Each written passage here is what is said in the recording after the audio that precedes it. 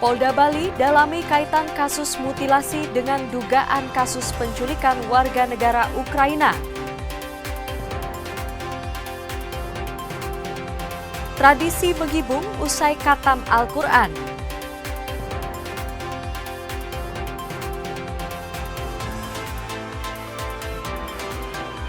Masjid Al-Hikmah adopsi arsitektur Bali. Disiarkan dari Studio 1, inilah Kompas Pagi.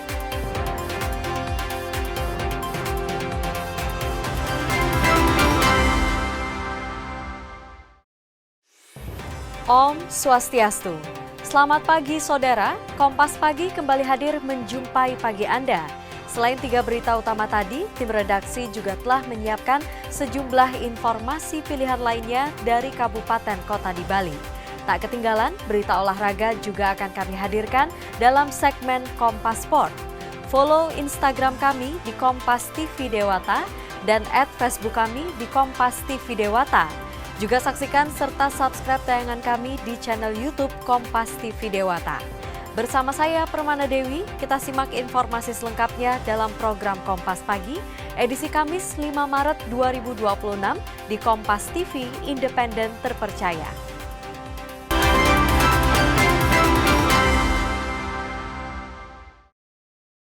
Saudara, sebelum menyimak berita terbaru hari ini, berikut tim redaksi Kompas Pagi akan hadirkan rangkuman berita episode kemarin dalam kilas peristiwa Rabu berikut ini. Polda Bali menetapkan 6 orang tersangka dalam kasus dugaan penculikan warga negara asing di Kuta Selatan, Badung. Ke-6 tersangka diketahui merupakan warga negara asing dan saat ini masuk dalam daftar pencarian orang.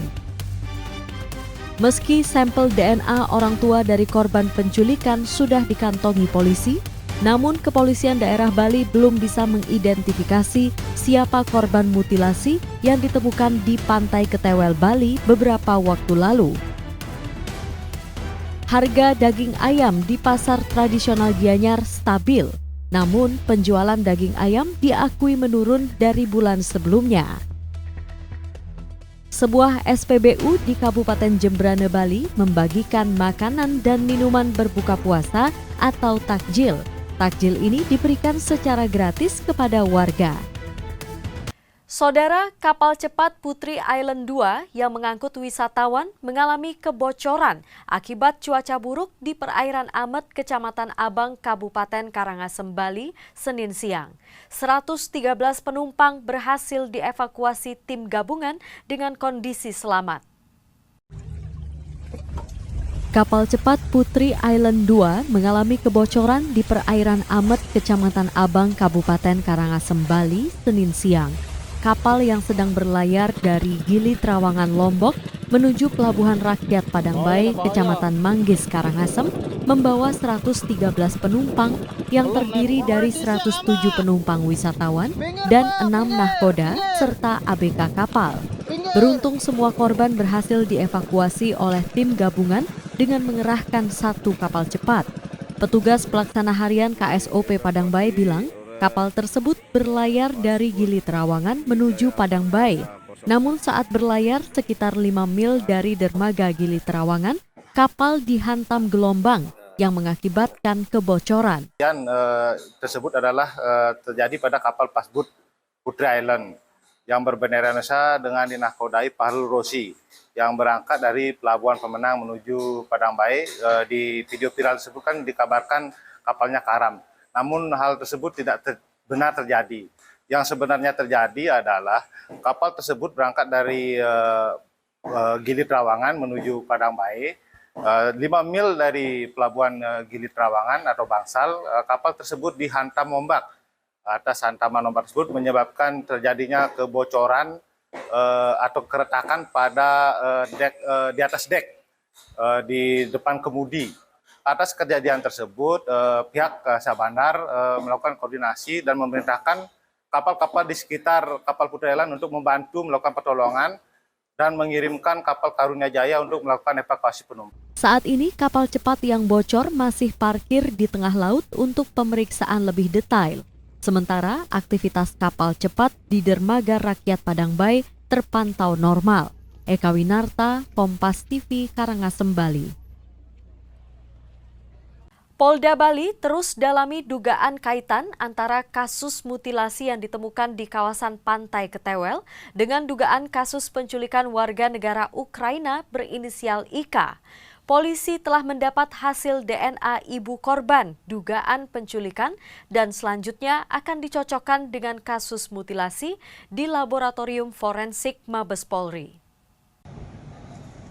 Hingga saat ini, misteri penemuan potongan tubuh manusia di kawasan Pantai Ketewel masih tahap penyelidikan polisi. Polisi daerah Bali terus mendalami kasus ini yang diduga berkaitan dengan dugaan penculikan WN Ukraina berinisial IK. Hingga saat ini, polisi telah menerima hasil DNA ibu korban dugaan penculikan dan sudah dicocokkan dengan bercak darah yang ditemukan di villa dengan hasil identik. Selain itu, polisi juga telah mengirim potongan tubuh yang ditemukan di kawasan Pantai Ketewel ke Laboratorium Forensik Mabes Polri untuk dicocokkan dengan korban dugaan penculikan. Nah gini, kemarin ya kita sudah Ditlapor Polda Bali menerima ada sekitar 6 sampel tulang dari potongan mayat yang kita temukan di Ketewel beberapa waktu yang lalu. Dari potongan tulang ini lalu kita kirimkan ke Jakarta ke Puslapor Barskrim Mabes Polri untuk kita cek DNA-nya. Kita tunggu hasil, mungkin dalam beberapa hari kita akan mendapatkan hasil dari hasil tes DNA tersebut yang lalu kemudian kita bandingkan ya, dengan beberapa sampel DNA yang sudah kita amankan di beberapa titik-titik. Jipayana Putra, Kompas TV, Denpasar, Bali. Kepolisian daerah Bali kembali berhasil mengungkap kasus kejahatan narkoba di wilayah hukum Polda Bali. Sebanyak 7 jenis barang bukti kejahatan narkoba dimusnahkan pihak kepolisian untuk menghindari penyalahgunaan barang bukti. Direktorat Reserse Narkoba melaksanakan pemusnahan barang bukti narkotika. Pemusnahan dipimpin langsung oleh Kapolda Bali, Irjen Daniel Aditya Jaya, bersama stakeholder terkait. Adapun beberapa barang bukti yang dimusnahkan antara lain 5,66,86 gram sabu, 4.932 butir ekstasi, 1.186,75 gram kokain, 10,58 gram ganja, 2,32 gram hasis, 35,96 gram THC, dan 2 gram psilosina. Proses penegakan hukum tidak pidana narkotika oleh Ditres Narkoba Polda Bali yang telah memiliki penetapan atau kekuatan hukum tetap. Kegiatan ini dilaksanakan secara rutin setiap tahun oleh Polda Bali sebagai wujud akuntabilitas dan transparansi Polda Bali dalam upaya mendukung program pencegahan, pemberantasan, penyalahgunaan dan peredaran gelap narkotika atau P4GN sesuai dengan amanat Undang-Undang Nomor 35 Tahun 2009 tentang narkotika. Beberapa jenis barang bukti narkotika yang akan dimusnahkan diantaranya adalah sabu atau metamfetamin sebanyak 5.661,86 gram neto. Kemudian yang kedua ekstasi 4.932 butir atau 2.453,92 gram neto. Dengan nilai sebesar 23 miliar lebih dan dikonversikan, berhasil menyelamatkan 39.206 orang dari bahaya narkoba. Pemusnahan ini sebagai bentuk pemberantasan penyalahgunaan narkotika. Jipayana Putra, Kompas TV, Denpasar, Bali. Ketua Komite Percepatan Transformasi Digital Pemerintah, Luhut Binsar Panjaitan, menggelar rapat koordinasi perluasan piloting digitalisasi bantuan sosial berbasis digital. Luhut berharap digitalisasi skala nasional bisa diluncurkan pada bulan Oktober 2026 dan ditargetkan 200 hingga 250 juta penduduk Indonesia sudah memiliki data single lens.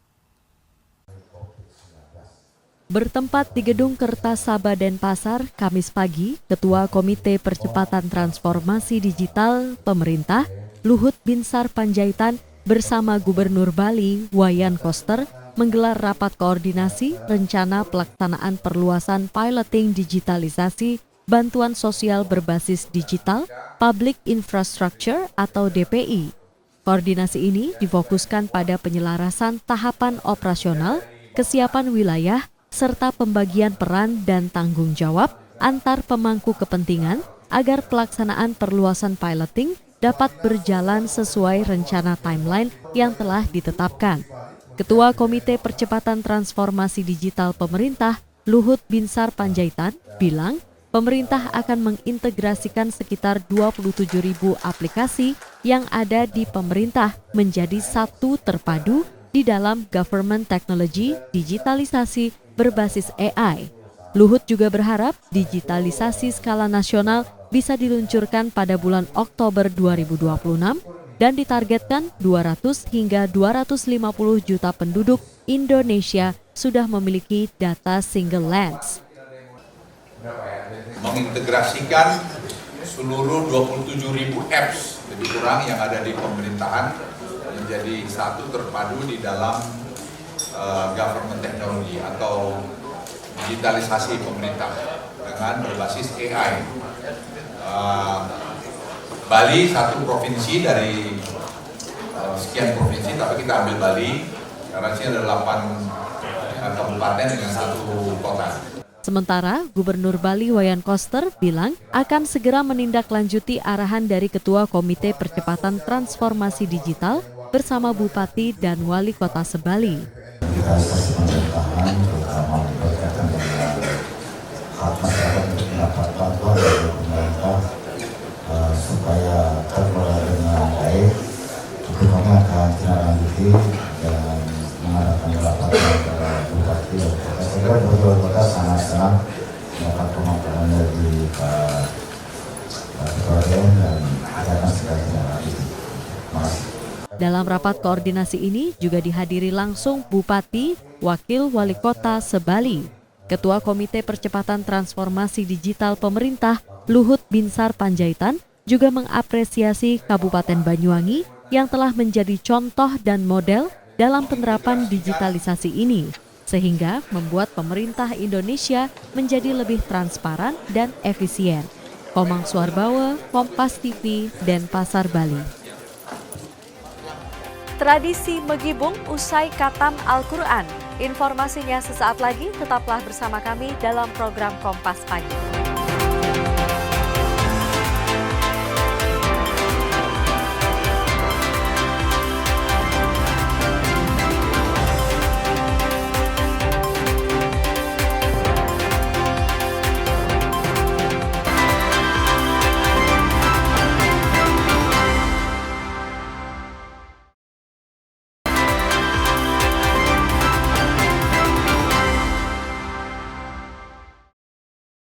Saudara, menjelang bulan suci Ramadan, sejumlah masyarakat mulai membeli pakaian lebaran di sejumlah toko busana muslim. Kegiatan berbelanja lebih awal ini dilakukan untuk mengantisipasi kesibukan selama bulan puasa, sekaligus menyiapkan kebutuhan hari raya bersama keluarga. Menjelang bulan suci Ramadan, sejumlah masyarakat muslim mulai melakukan berbagai persiapan. Salah satunya adalah dengan membeli pakaian lebaran lebih awal agar tidak terbebani aktivitas padat saat memasuki bulan puasa. Seperti yang dilakukan Balkis yang datang membeli baju lebaran untuk dirinya sekaligus dibagikan kepada sanak keluarga. Ia memilih berbelanja sejak awal karena selama Ramadan nantinya akan disibukkan dengan berbagai kegiatan rumah tangga dan persiapan hari raya. Kami keluar sekarang untuk berbelanja, soalnya nanti di bulan puasa kami tidak bisa lagi masak-masak untuk buka puasa, untuk sahur, untuk lebaran. Saya mau kasih-kasih orang juga. Nyarinya itu apa nih? Baju koko kah atau baju apa Baju untuk suami? Iya, ada baju anak-anak. Baju. Soalnya cucu saya kan banyak. Baju-baju muslim yang tidak terlalu wah ya. Bagus, oke, pokoknya murah-murah di sini. Kondisi ini turut memberikan dampak positif bagi para pedagang busana muslim.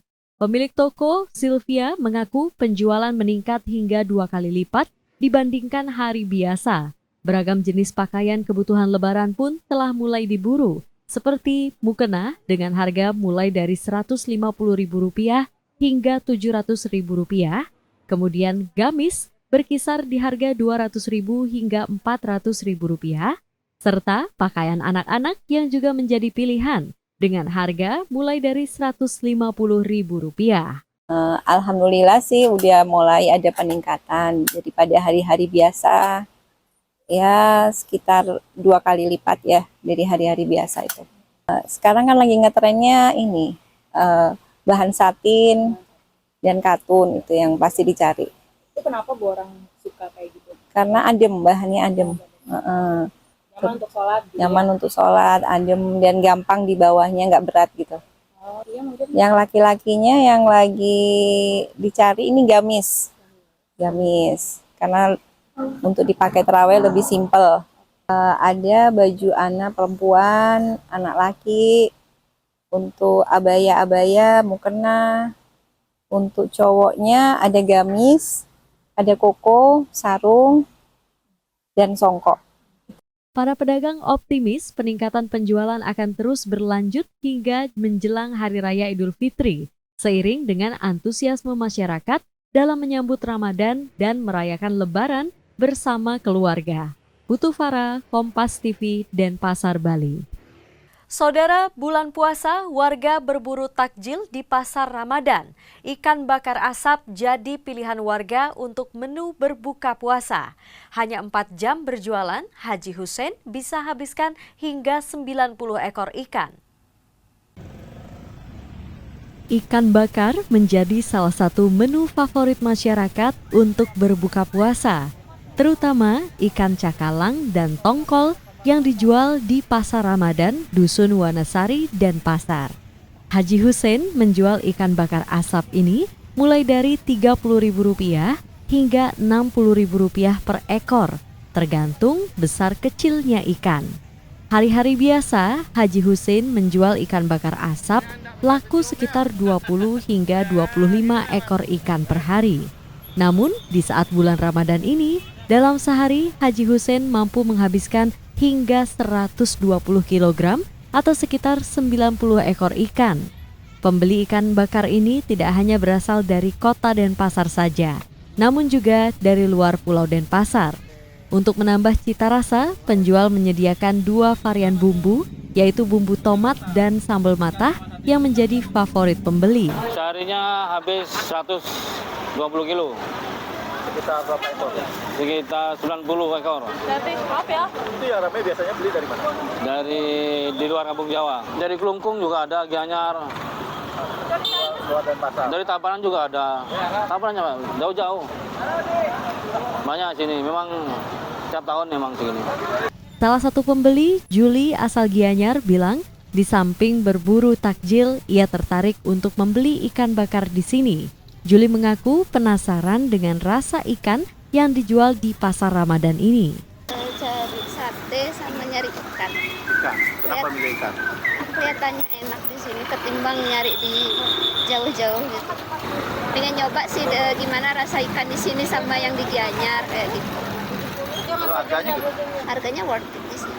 Tidak hanya menjual ikan bakar, Haji Hussein juga menawarkan sate lilit ayam dengan harga Rp2.000 per tusuk.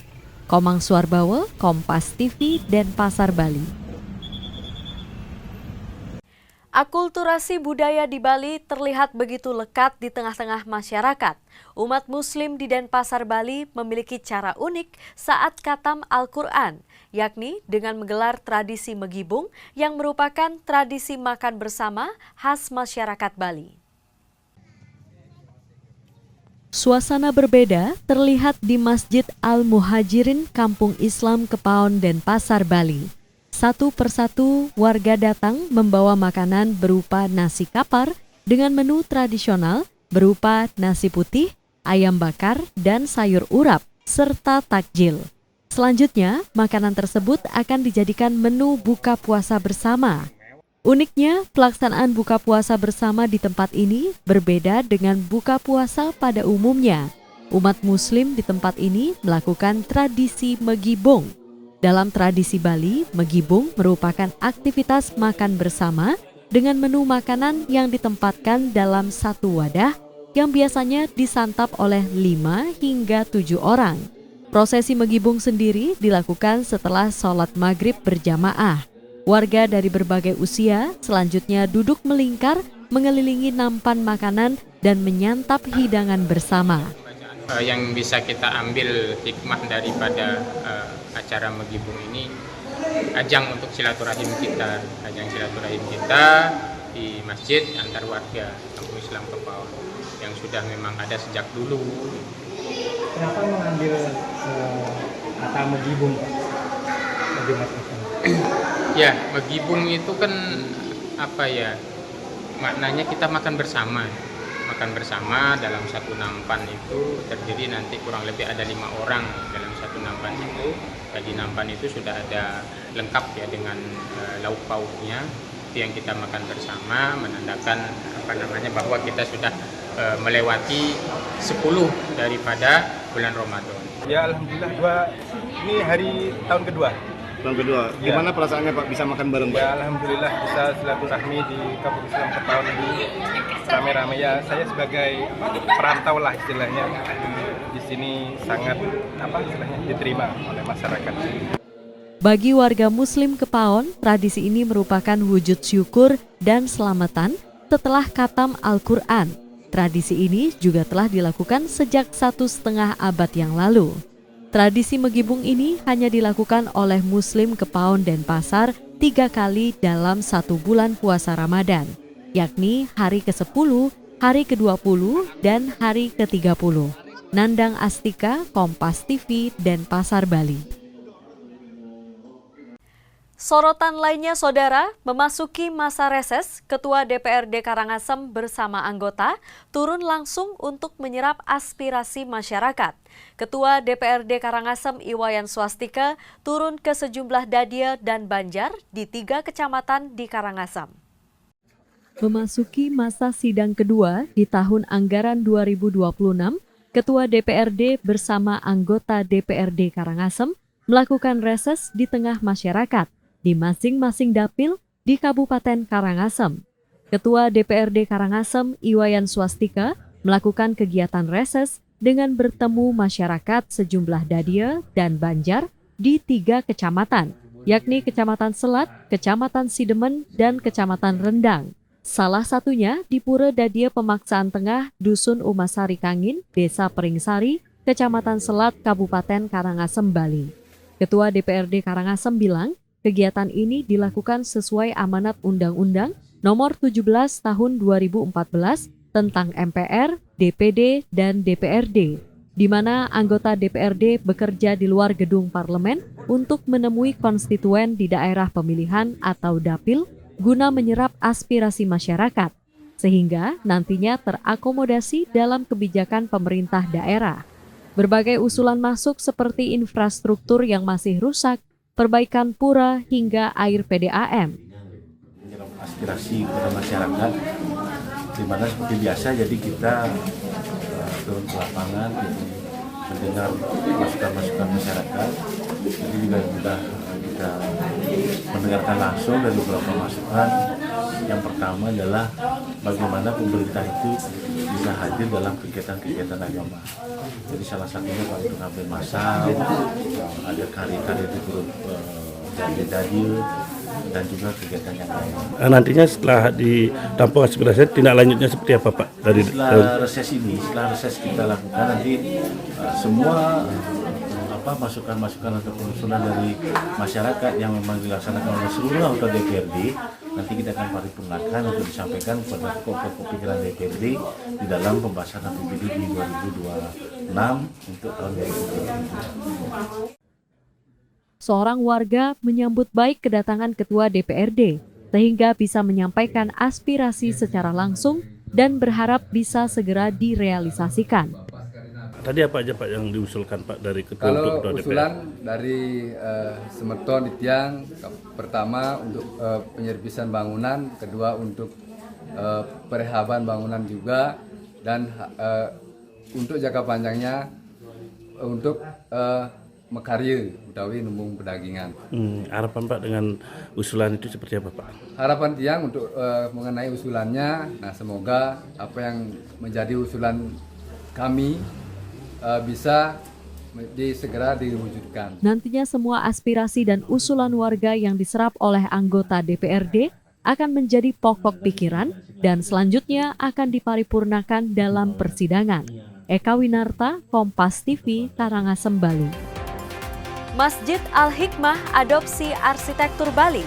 Kompas Pagi akan hadirkan informasinya sesaat lagi, tetaplah bersama kami.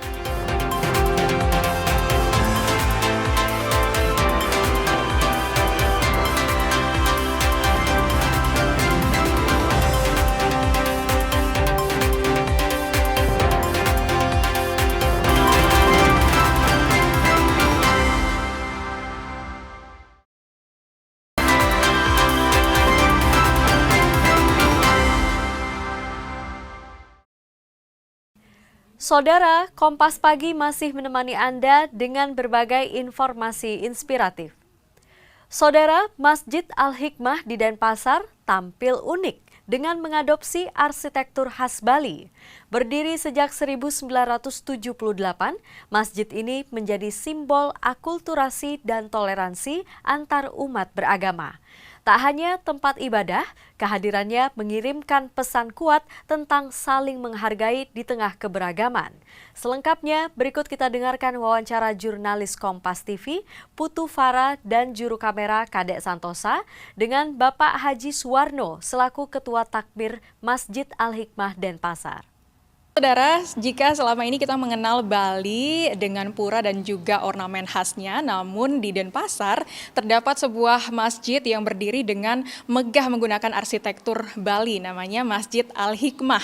Dan bagaimana sih sebetulnya motivasi daripada pembangunan masjid dengan arsitektur Bali ini? Kita langsung saja bertanya dengan Bapak Haji Suwarno selaku Ketua Takmir Masjid Al-Hikmah. Selamat pagi Pak Haji. Selamat pagi. Baik, selamat pagi juga Pak Haji ya.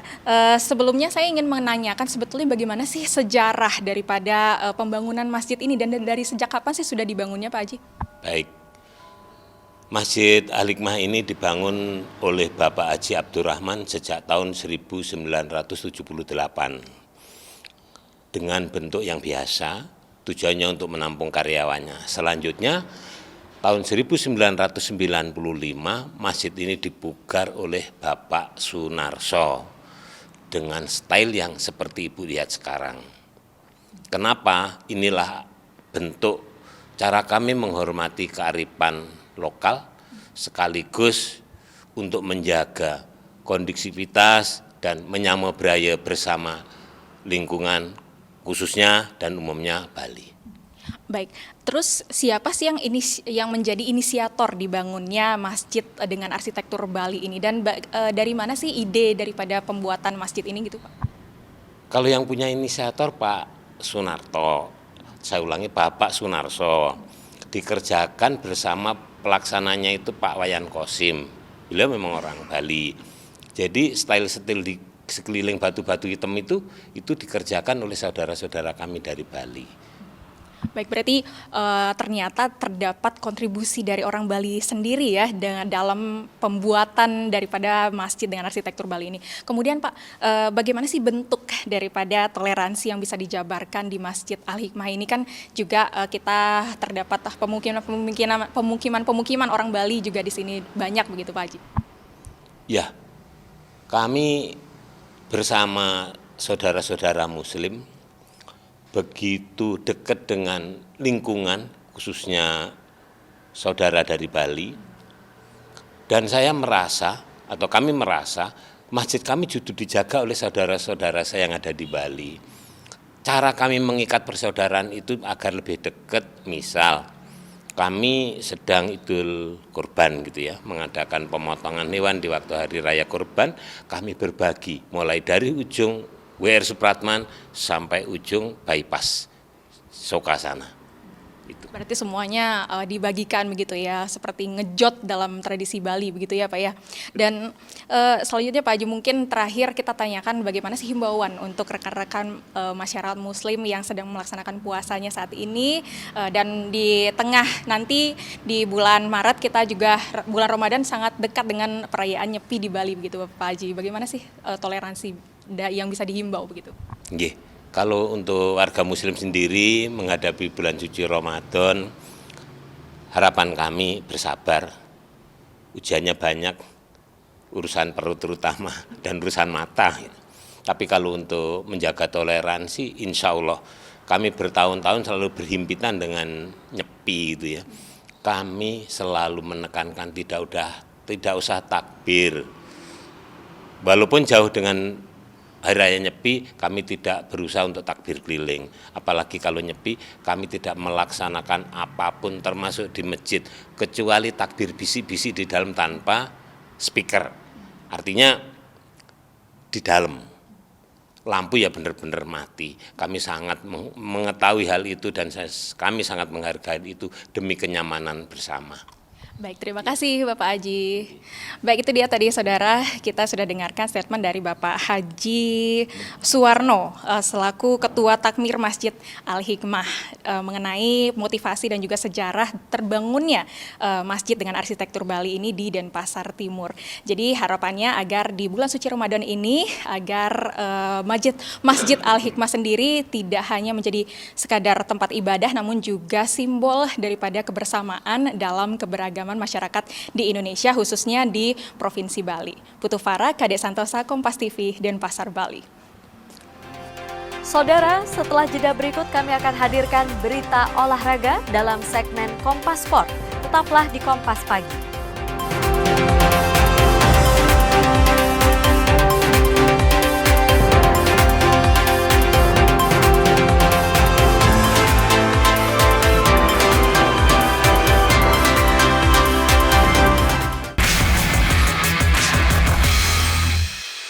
Telah resmi dijual, PSSI umumkan harga tiket FIFA Series dibanderol mulai dari Rp150.000.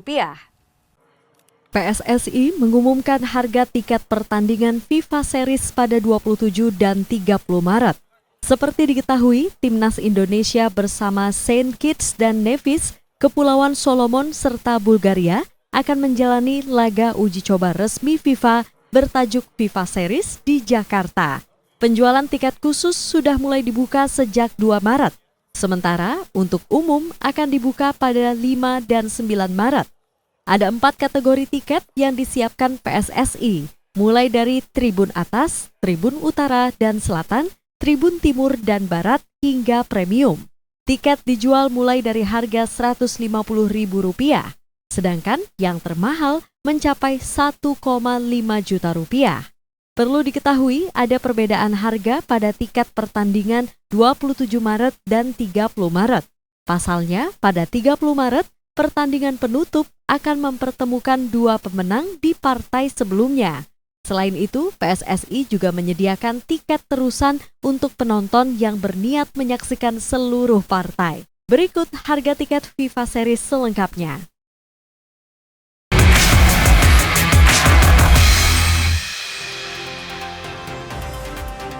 Lezatnya hidangan sate susu khas Ramadan.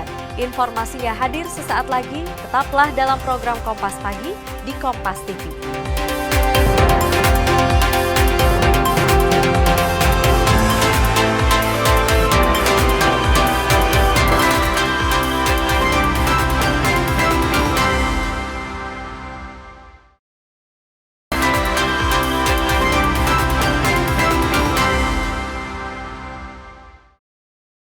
Saudara, bagi Anda yang baru bergabung, berikut kami hadirkan rangkuman berita hari ini dalam Kilas Peristiwa Kamis. Kapal cepat Putri Island 2 yang mengangkut wisatawan mengalami kebocoran akibat cuaca buruk di perairan Amet, Kecamatan Abang, Karangasem, Senin siang. 113 penumpang berhasil dievakuasi tim gabungan dengan selamat.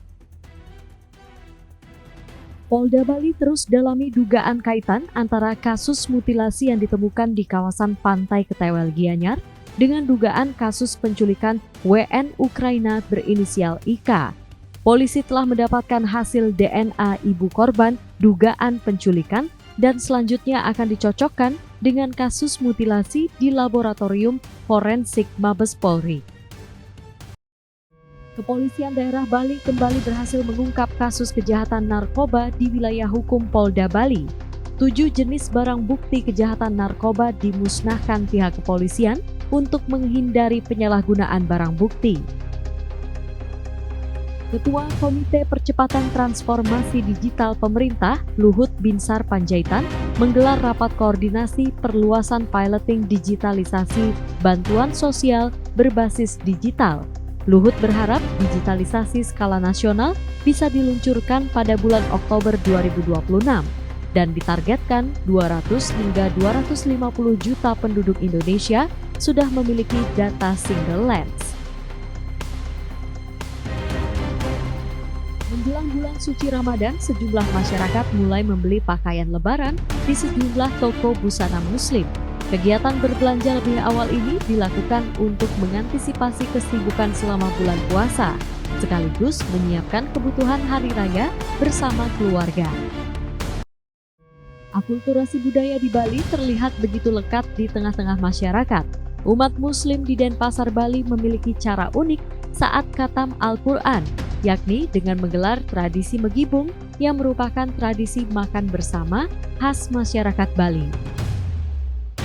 Dari pekan 24 Super League Indonesia, duel panas saling berbalas gol tersaji kala Persebaya menjamu Persib di Gelora Bung Tomo. Bajul Ijo dan Maung Bandung saling berbagi angka 2-2. Setelah resmi dijual, PSSI umumkan harga tiket FIFA Series dibanderol mulai dari Rp150.000. Tim Liputan Kompas TV Bali.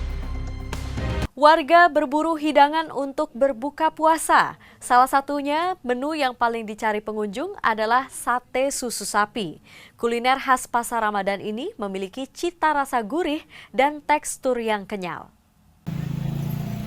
Sejak sore hari, lapak pedagang sate susu sapi sudah dipenuhi pembeli. Aroma bumbu rempah yang dibakar di atas bara api menambah selera para pengunjung yang datang. Meski banyak pilihan takjil dan hidangan lain, sate susu sapi tetap menjadi primadona setiap tahunnya. Sate susu sapi yang terbuat dari bagian puting sapi yang diolah dengan bumbu khas dan rempah, kemudian dibakar hingga matang sempurna. Rasanya yang gurih dan sedikit manis menjadikannya cocok sebagai menu untuk berbuka puasa. Menurut para pedagang, permintaan sate susu sapi meningkat signifikan selama bulan Ramadan. Dalam satu hari, pedagang bisa mengolah 5 hingga 7 kilo susu sapi untuk dijadikan ratusan tusuk sate untuk memenuhi permintaan pembeli yang datang dari berbagai wilayah di Kota Denpasar. Ya, sate susu, sate usus lah. Yang paling favorit itu sate susu orang cari. Kenapa, Pak? Kurang tahu lah, dia bilang suka kenyal gitu ya, enak gitu. Ini sehari-hari bikin sate susu juga, Pak? Kalau sehari-harinya enggak, ibu itu sehari-harinya jual rujak cingur. Ya, rujak cingur dia. Ini khusus untuk bulan puasa aja. Ya, alhamdulillah. Pokoknya syukuri aja dah. Sehari laku berapa, Bu? Satenya? Kurang tahu, ini nggak pernah dihitung, pokoknya pasrah dah kalau saya. Kalau setiap hari Ibu produksi berapa kilo? Kalau ngerebus tuh kadang-kadang kemarin tuh kadang 7 kilo kemarin tuh sekalian. 7 kilo? Ya. Yang daging sapi, Bu? Enggak, susunya. Kalau yang daging sapinya? Daging sapi 1 kilo aja. 1 kilo. Salah satu pengunjung pasar Ramadan, Linda, mengatakan penasaran dengan sate susu. Makanan di sini selain harganya terjangkau, cita rasanya dinilai unik dan banyak pilihan makanan. Tadi udah beli apa aja nih, Mbak? Apa ya, itu beli sate, tadi ada sate susu yang viral ya, karena kesini kebetulan pengen banget sate susu. Itu apa sih gitu, jadi tadi beli sate susu, terus beli somai Bandung, terus beli gorengan ini sama kikil tadi. Dan ini lagi mau nyari-nyari lagi gitu. Menurut saya ini harganya worth it lah. Pasar Ramadan yang buka sekali dalam setahun tidak hanya menjadi tempat berburu takjil, namun juga menjadi ruang silaturahmi dan penggerak ekonomi masyarakat setempat selama bulan suci Ramadan. Informasi tadi sekaligus menutup perjumpaan kita pagi ini dalam program Kompas Pagi. Tetap saksikan sejumlah acara dan berbagai informasi menarik lainnya dalam program kami selanjutnya. Follow Instagram dan Facebook kami di Kompas TV Dewata, serta saksikan tayangan berita kami di channel YouTube Kompas TV Dewata. Sampai jumpa di Kompas Pagi esok hari pukul 6 hingga 7 WITA. Kompas TV, independen terpercaya. Om Santi Santi Santi Om.